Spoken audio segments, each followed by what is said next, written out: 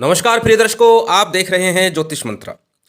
प्रिय दर्शकों, इस धराधाम पर बहुत से लोग ऐसे हैं जो पूरी उम्र किराए के मकान में गुजार देते हैं, परंतु अपने घर का सपना एक सपना ही बनकर रह जाता है। जबकि एक और ऐसे लोग भी हैं जो बड़ी तादाद में हैं, जिनके पास आवश्यकता से अधिक मकान है, फ्लैट है, दुकान है, और वो किराए पर दे करके उनसे अच्छा खासा जीवन यापन कर रहे हैं। परंतु कई बार ऐसा होता है कि आपके दुकान, मकान या फ्लैट पर किराएदार नहीं आते। हर प्रकार से आपने सुविधाएं दे रखी है, किराया भी आपने जायज़ लगा रखा है, अड़ोस पड़ोस में सब जगह किराएदार आ गए हैं, लेकिन आपके किराएदार नहीं आ पा रहे हैं। आपकी जो प्रॉपर्टी है वो किराए पर नहीं जा पा रही है। यहाँ तक कि आपने किराए पर देने के लिए ब्रोकर को भी बोल रखा है, कमीशन एजेंट को बोल रखा है कि हमारे इस मकान को, दुकान को या फ्लैट को किराए पर चढ़वा दें तो आपको कमीशन दे देंगे। परंतु उसके बावजूद भी आपका फ्लैट, मकान या दुकान किराए पर नहीं जा पा रही है। और कई बार व्यक्ति किराए के पर्पज से ही मकान बना देते हैं, दुकान बना देते हैं कि ये किराए के पर्पज से है, किराया आएगा और उससे हम लाभ कमा लेंगे, और प्रॉपर्टी की प्रॉपर्टी बनी रहेगी। कई बार कर्ज लेकर के, लोन लेकर के भी हम प्रॉपर्टी पर मकान, दुकान, फ्लैट का निर्माण कर देते हैं, ताकि उससे जो किराया आएगा उस लोन को चुकता कर देंगे और हमारी प्रॉपर्टी पर कुछ ना कुछ बढ़ोतरी होती रहेगी। परंतु कई बार विपरीत परिस्थितियां बन जाती है, लोन भी हो गया, कर्ज भी आ गया, लेकिन प्रॉपर्टी पर किराएदार नहीं आए, जिसके कारण लोन की किस्त चुकानी, कर्ज उतारना मुश्किल होता जा रहा है।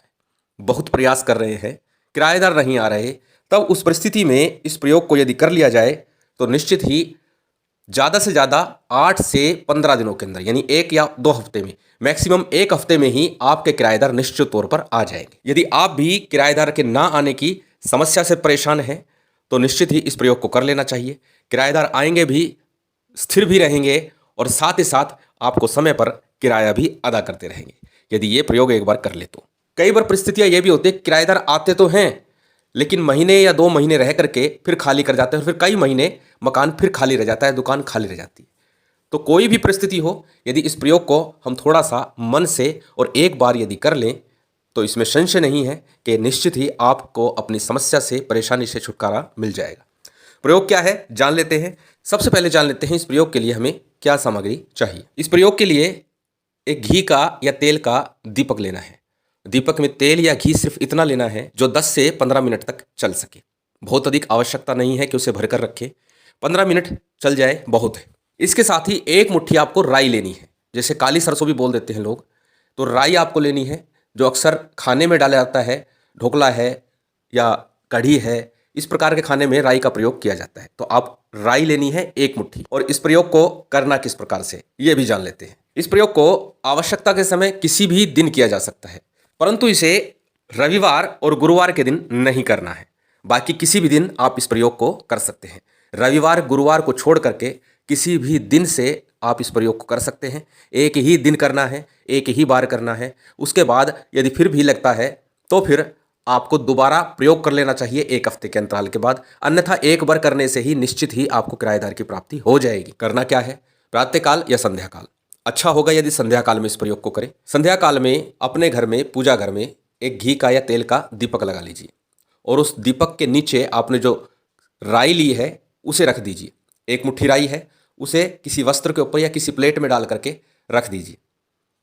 अब आपको अपने इष्ट देव का स्मरण करते हुए, ध्यान करते हुए उनके किसी भी मंत्र का जप करना है। श्रेष्ठ होगा यदि आप हनुमान चालीसा के 3 पाठ करें, अन्यथा काली चालीसा कर सकते हैं, भैरव चालीसा कर सकते हैं, या किसी भी देवी देवता के 15 मिनट तक आपको पाठ करना है। मैंने कहा 15 मिनट तक दीपक चले, इतना करना है।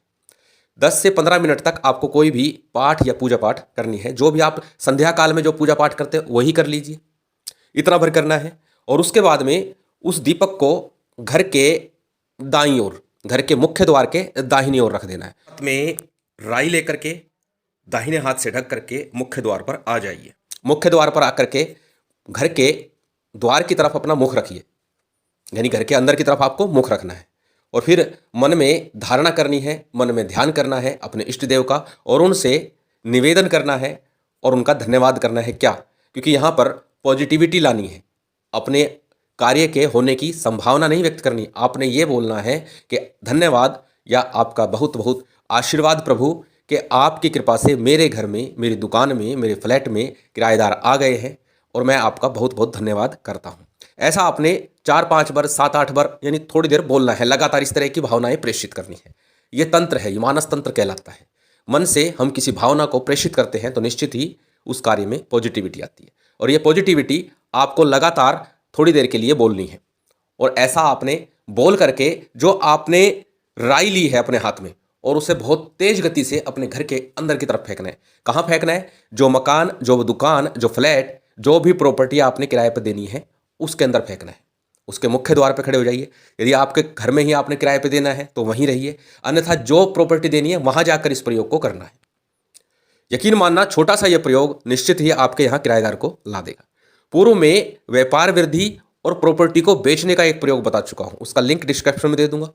उस प्रयोग को करके आप अपनी प्रॉपर्टी को सेल भी कर सकते हैं, यदि आप सेल करना चाहते हैं। छोटा सा प्रयोग है लेकिन प्रभावी है, और निश्चित ही आपका कार्य बन जाएगा। करके देखिए, निश्चित लाभ होगा, आनंद मिलेगा और आपको अपनी समस्या से छुटकारा मिल जाएगा। महामाई की विशेष कृपा आप सभी पर बनी रहे, यही कामना है। और उम्मीद करता हूं ये जानकारी, ये वीडियो आपको अच्छी लगी होगी। यदि अच्छी लगी हो तो कृपया लाइक कीजिएगा, शेयर कीजिएगा। यदि चैनल पर नए हैं तो सब्सक्राइब कर बेल आइकन बटन दबा दीजिएगा। जय माता दी, जय श्री राम।